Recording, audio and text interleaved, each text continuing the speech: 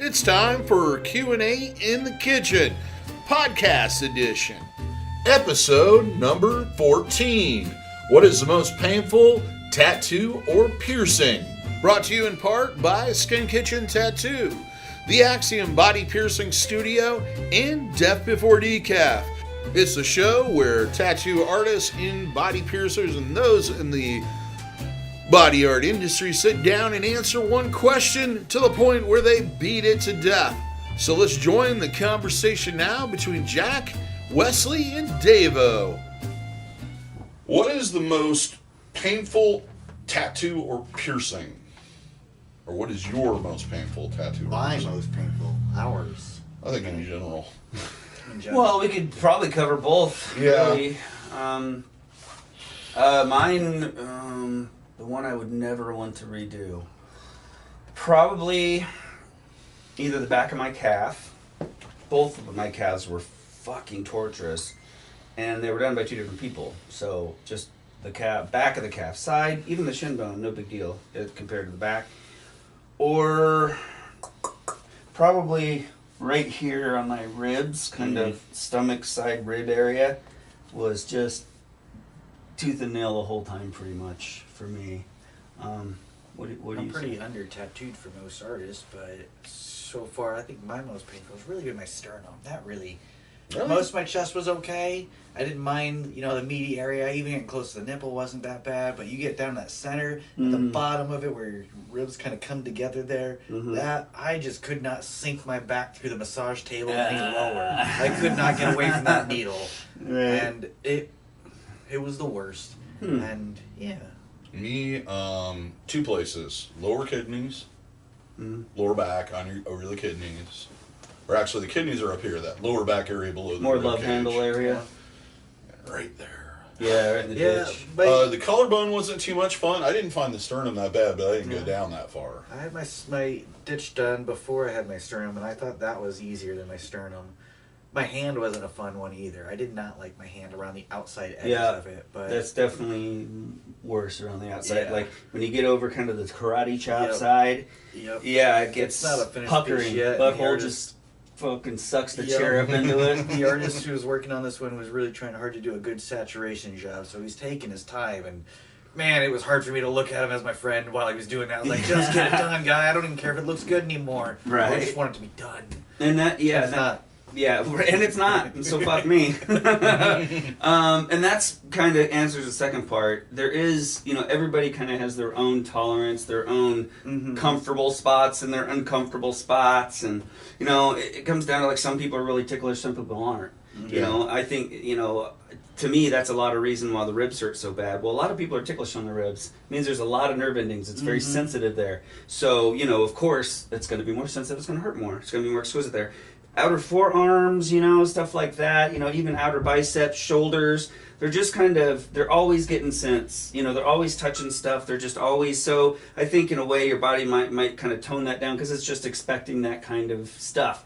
But when you get into those little delicate areas that aren't used to really a whole lot of contact, and those areas tend to, like your butt hat is usually pretty fucking awful. I don't have my ass done, but it's crazy the reaction you get versus even like a back or an upper thigh when you get onto their ass. It's fucking painful. So some people are sensitive in some places that other people aren't. So you could ask 10 different people what was the worst spot, and you're probably going to come up with damn near 10 different answers. Partially because only some people have only tattoos in certain spots. Other people might have from head to toe done, so they know all the ins and outs. So they might have a spot that you would never even think to get done. So, general rule, outer arms and stuff, other than up in your armpit and your inner arm, usually falls around a 5 in the 10 scale. Because I ask people from time to time, when you get into those more tender spots, it creeps up to 6 or 7, maybe even 8, depending on what you're doing. And then your back can range anywhere from damn near 0 to 10. Yep. Yeah. Because it's just such a big area. You've got all these nooks and crannies in different areas. And nerves are doing all sorts of weird things. Yeah. Real heavy up and down your spine. generally sometimes across the lower back, but not, or heavier, but well, and that's the thing too. But not everybody's different. Yeah, your nerves aren't laid out in a perfect grid pattern all over your body. It's like they're like branches of a tree. Yep. So just like branches of a tree and fall on the ground, they're not perfectly uniform around. There's clusters and there's kind of spots where didn't really grow a whole lot there. Your nerves are exactly the same. So from one square inch to the next can be a big difference. But at the same time, you could do a big area somewhere and it be relatively pain-free or at least tolerable. So it's a hard question. That, and it varies from artist to artist. And a lot of us have like one by one person, one by another person. So like the experience can change vastly by the experience of the person that's doing the tattoo, and also by their methods. Because Absolutely. some methods hurt a little bit more than other methods, just basically because of the style of the tattoo. If it's big or bold, if it's really light and very black and gray and very detailed, it's going to feel differently. Or if you're doing things like just with a shader, that's If a tattoo requires a lot of really heavy saturation, there's different ways to get heavy saturation. There's ways that, in my opinion, are less painful or cause less trauma. And they work for me well, so I try to use those whenever I can, because less trauma for the client, they're going to like me even more, and hopefully they're going to come back and I get to tattoo them again. Some artists, they have a technique that works for them, and in their mind, maybe that's a quicker and better way to get it done. And even though it caused a little more discomfort to them, they get better results in the long run. So, hey, buddy, you came to me to get my best work. That's how I do it. So you just suck it up. Yep. And it does make a big difference. Like I'll tattoo a portrait on someone, which is a lot of times very light. A lot of times they have some heavy saturation, but overall you're not doing that lining work, which a lot of times is like, whoa, for a lot of people. First off, because you're just kind of starting to get used to it, and second of all, it's all that ouch pointed just in this tiny little thing rather than it kind of spread out into a brush. So doing a portrait is way more comfortable a lot of times than doing a heavy saturated color piece where you might be going over the same saturated area 5-6 times, putting in different little tones and stuff. So very, very, very true on that. Not only the person hammering it into you, but the style of what you're getting and stuff it's all. Eat a good meal, get a good sleep, don't come in fucking hungover. Hopefully you're in a good mood. That makes a big difference, and hopefully you can relax. If watching a movie on your iPad or your phone, putting on some headphones helps you fucking chill, do that. Bring along a supportive friend. Yeah, bring along a friend that you can just chit-chat with. Time will fly right by. Yep. Depending on what kind of mood I am, I'll talk too much or I won't talk at all. Who knows? Pretty much just the pain is so momentary compared to the life of the tattoo that the longer you're going to have it, that, suck it up. Oh, DaVo, you're getting a call on your phone. Camera. It's camera.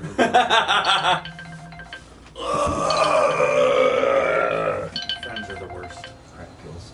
Oh, it's not a friend. I can guarantee you. It's our records show that you have not updated your Google listings, and that somehow shut the camera off too. So, Talking Google, they're like the new Nazis. They really. okay, the first thing I'm doing is turning the volume Google all the way. everything. Oh, I forgot it does that. I say that to my penis sometimes. No, we just took while since you did that, multiple. Bob. I haven't been laid all year, so just saying. I'm a little I get pent laid up. every night. I'm a little pent up. Put It's your color attached down to there me and- in the notes. Yeah. Jack needs no. Okay, let's try this again. We'll just start with the commercial, maybe. Yeah, I like it. That's pretty Alrighty. much finished my. And in case you didn't know already, this is brought to you in part by Death Before Decaf. It's what you need. It's good.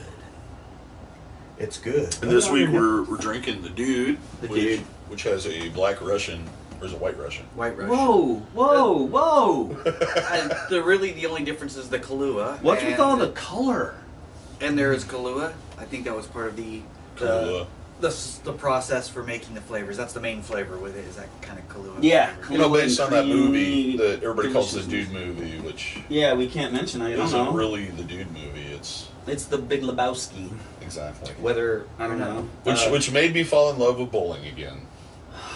Yeah, it's weird how like a lot of the movies I love are about bowling and golf. I've done both, but I'm not. I could take them or leave them. You know, no offense to bowlers and golfers. I watch both on TV, but I don't go out and do it really. And I love the movies about the shit. Yeah. And somehow it's entertaining. I don't get it. Even, the dodgeball. That was fun. Yeah. Dodgeball. I haven't played dodgeball in a long time. They don't Movie? even do it in, Really good. in grade schools anymore. Well, that you can get hurt. Yeah, DaVo. I know. You know, you don't want kids getting You might hurt. be disappointed. You don't want kids to know they can feel pain, really. Then they go through their lives, scared Yeah. that they're going to feel pain again. So you gotta protect them, keep them out of harm's way, make sure they're never upset or really told no, Okay. because that can hurt them internally. Yeah. And then again, then they'll know they can be hurt internally. Then what? They're going to curl up in a ball and be scared of everything. Got to protect these little Kids, you things. learn by failure. That's true. That's one Get of the out there and truest fuck statements. up. That's the best teacher out there. That, and if you're the smartest person in the room, you're really in the wrong room. Okay. I guess I'll give my 2 cents on this. Yeah. I can decide it was $20. Whoa. When it comes to piercings, usually I'd say the most painful piercing I personally have gotten is by far my nipples. They hurt like bloody murder. That was Second was probably the Prince Albert. Everything else is just a momentary minute pain. Cartilage was not very comfortable and tends to be grumpier longer than anything else. Just because it's such a slower growing It's tissue? just slower. It's not as much blood flow, and it's on that. stiff People and don't crunchy. really consider it how much contact that part of your ear has with telephones, bedding, pillows, Hats, glasses. sleeping, Sleeping, somebody smacking you upside the head. Right. It's one of For those. some of us, that's daily. Yeah, one of those. It's one of those piercings that gets knocked around a lot. But a lot of it comes down. You were talking about the ticklish thing. Is I've had clients where we're doing something very simple, and I start swabbing off the area, and they'll start giggling, and I know I'm in for work because some people are just sensitive in certain areas. Yeah. Generally, with tattooing, when people ask me, I always say, my standard reply has always been, the more muscular the area is, the further away it is from the joint, and the more sunlight that area would normally get, probably is going to be less painful than the areas that do. If that makes sense. Then Yeah. there's areas like the top, like the ankle, that was not great, but it was quick. Yeah, it's... Yeah. So you're talking about tattoos. Yeah, tattoo-wise. Okay. Piercing-wise, Is that fair kind of thought? Because process an ankle about it? tattoo would probably hurt pretty fucking bad. yeah, it doesn't feel great. No. Like the Achilles. What do they call Right. that when you go through behind the Achilles? Is there a name for that? Oh, the Achilles piercing? That Yeah. thing? Yeah. Nobody does that. I've seen it. a few pictures, and I ran it. Okay, quick little side track. Yeah, that makes me... If you want to include it or not, yeah, it's scarring. This is like it reminds me of the days like back with BangedUp.com, where BangedUp.com, if you don't remember, it was kind of at the new dawn of internet where people were just kind of seeing what you could get away with. So it was this site that included everything from like hardcore sex pics to like brutal murder pics, Yeah. and it was all together in one. And Yeah. all you did was click next. And it was either like a beautiful pair of tits, or it was like someone getting their head sawn off for real. And so yeah, this was about like that. So That's anyway, where I first saw 2 girls in a cup.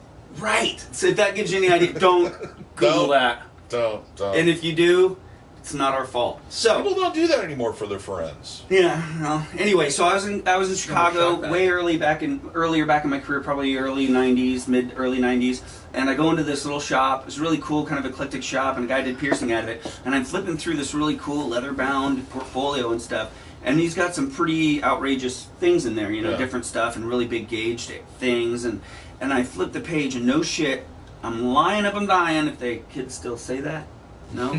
Anyway.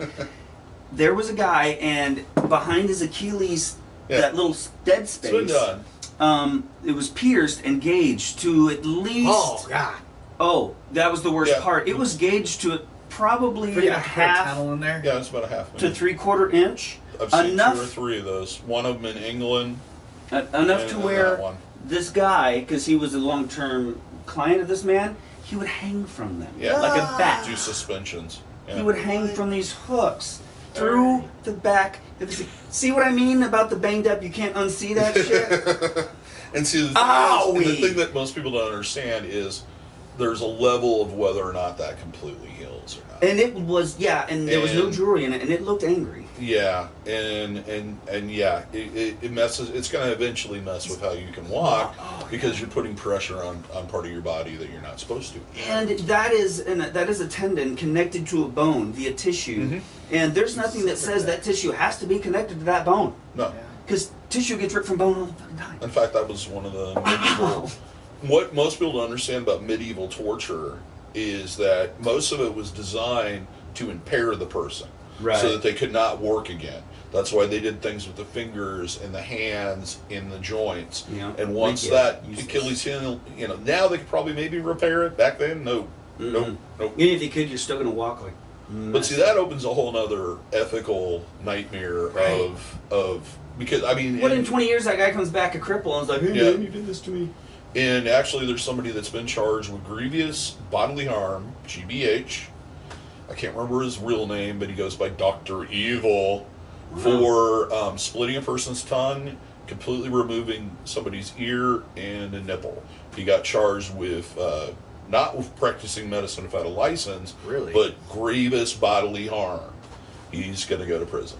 It just happened like a couple of weeks ago. So the person decided that they didn't like that and they sued him? No, what happened was he's been doing these. He's also he's done implants. He's been around for a long time. He studied under Sean at HTC, so he has that background. I used to do business with him. I'm wearing HTC jewelry now. Oh yeah, I love it. Because they last forever. That's so awesome stuff. And I guess it all just sits in a room now because that doesn't interest him anymore. Like with tarps over it. Yeah, he had a whole machine. Please start making jewelry again, Sean. Shit. I love your jewelry. It was beautiful. And I finally realized you were fucking with me when that guy was in there shaking his head and it sounded like he had nuts loose in his head. He was rattling his tongue ring on his teeth. But I was fucked up for a while. He's like, yeah, I got a plate in my head, but a couple of the screws came loose and it's under the plate, which makes no sense. And I'm like, what? And he's like, yeah. And he's like, when he does it, he rattles his fucking tongue. And I'm like, I mean, I was working in a shop, but like my first shop, so I was 22 or something, I was fucked up, dude. But after I figured that out, I fucked up a lot of people with that shit. So anyway, and maybe we should explain there are extreme elements of body modification. Yeah. Most practitioners, you can't walk into an average shop and have somebody that actually knows how to do it. And if it's a street shop where like they do piercings for $25 and tattoos start at $40, they definitely do not know what they're talking about. There's only a handful of people in the United States that I would trust to do any form of implant, under the skin, etc.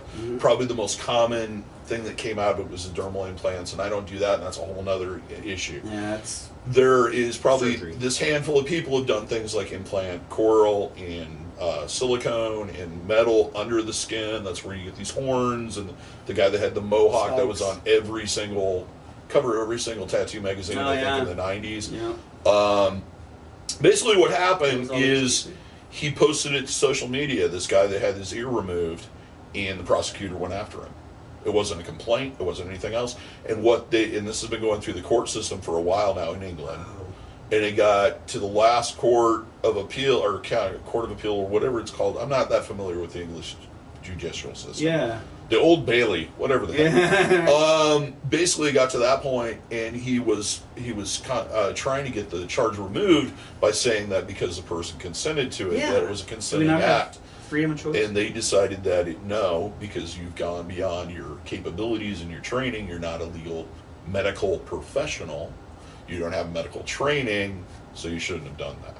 And it also in the statement they also mentioned about the possibility of the mental health issues that this person may have, and how you're not a psychiatrist.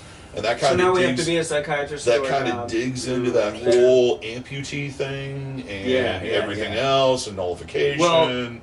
And that's like a whole can of worms that I don't particularly want to open. That's a prosecutor that is just looking for a fight, That's just, I disagree with that, so I'm going to go after the guy legally. I don't think that's cool. I mean, if for some reason the guy who got his ear cut off and his tongue chopped and whatever the hell, if for some reason he wanted to go after the guy, I could understand that more than just some guy who has nothing to do with it. There's two men over here doing what they choose to do, and now he's got to get involved and make a big stink about it. And as I've always said, I don't have a problem with people doing that as long as they are knowledgeable about what they're doing. Yeah. The person that's actually doing it is knowledgeable about what it's going to entail. It consents to it, but it also, the person that's doing it needs to have that skill level. Like Steve, he has his family has a background in medical equipment. That's where all of that comes from. Yeah. He knows what he's doing. Yeah. And the problem is once it gets out into the public domain, there's like a level of responsibility that when you share these pictures and items of whether or not you are accountable for the guy in Boondocks, USA that decides that he's going to take out a butcher's knife and carve off somebody's ear. And that's what they're trying to protect the public from.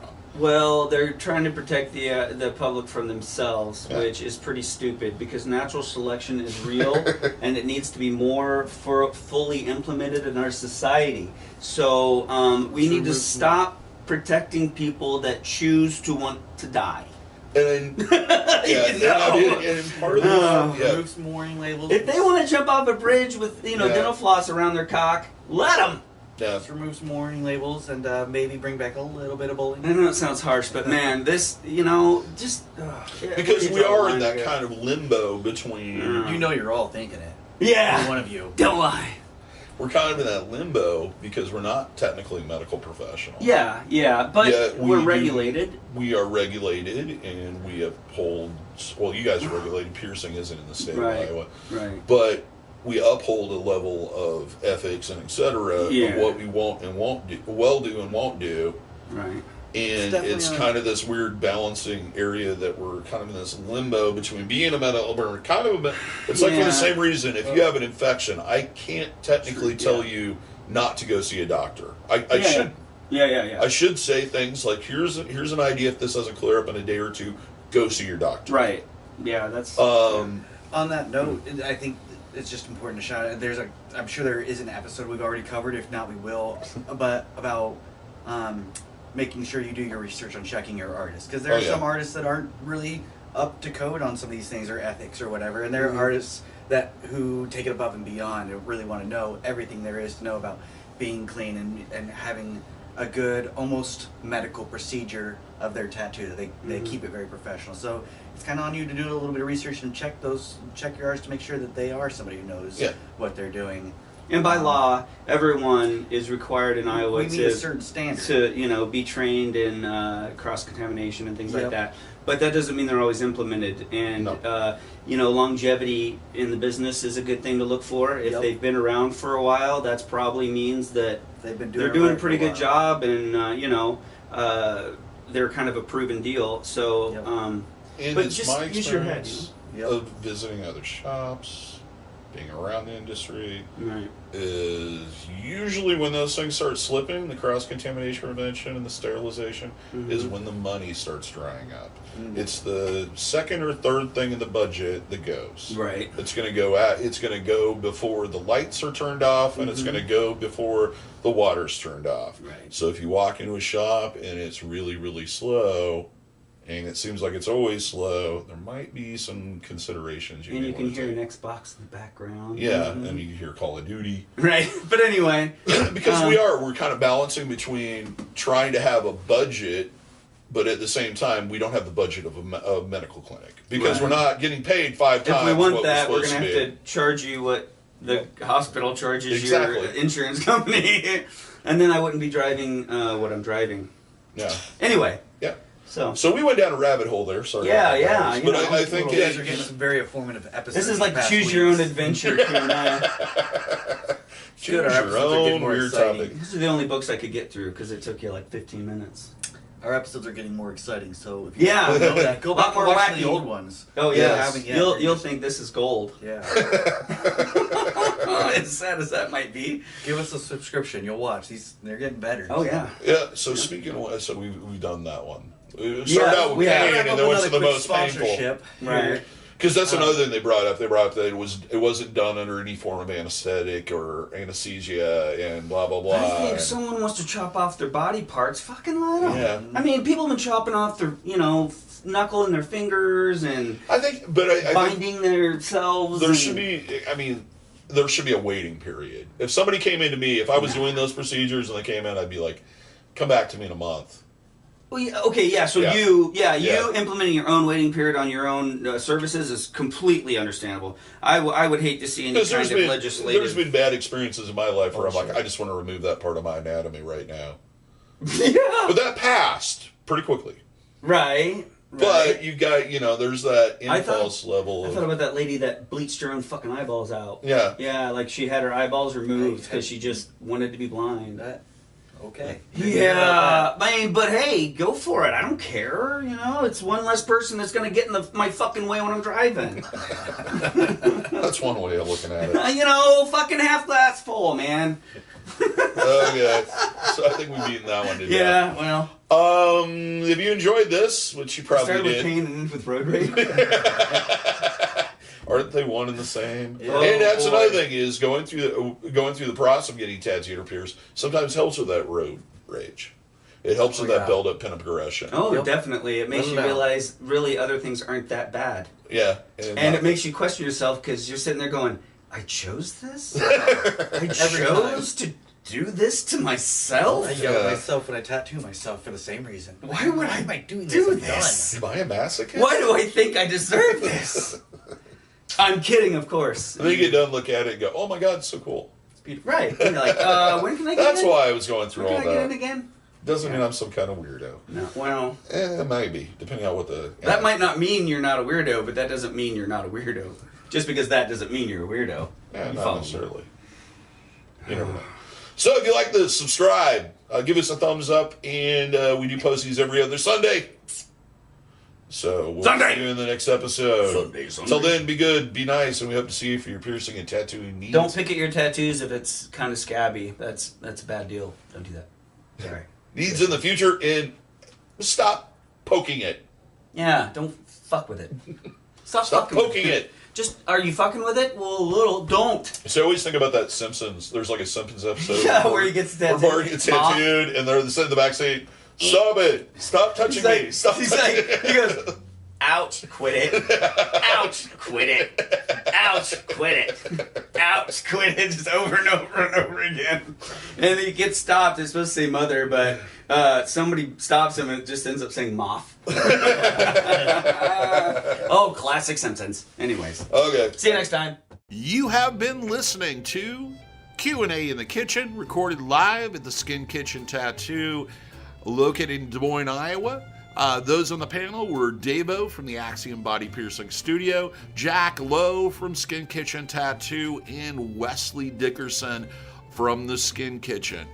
If you'd like to see further episodes, please stay tuned. We'll be posting more in the future, and do subscribe. If you would like to watch the video version of this, go over to our YouTube channel. We post these every other Sundays. You can subscribe there and not miss one episode. So until next time, have a good day and happy piercing and tattooing. And if you're in the Des Moines area, we all hope to see you for your tattooing and piercing needs in the future.